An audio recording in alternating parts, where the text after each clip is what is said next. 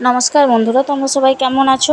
তো আজকে একটু বাজারে যাওয়ার কথা আছে, তার জন্য আমি একটু টিফিন করে নিলাম ঝটপট, একটু ছাতুর শরবত করে নিলাম।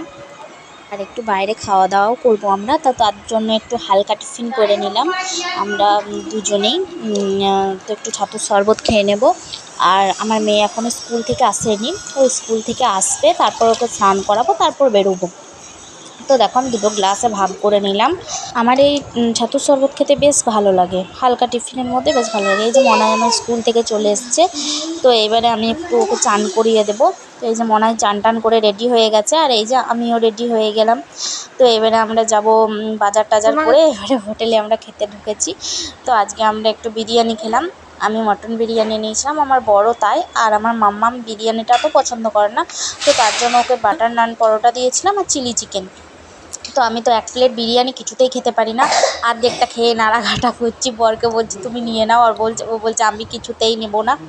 তো যাই হোক, জোর করে খেলাম গুজে গুজে। তো তারপরে একটু ঠান্ডা খেয়ে নিলাম, কোল্ড ড্রিঙ্কস, কারণ হচ্ছে যে এটা না খেলে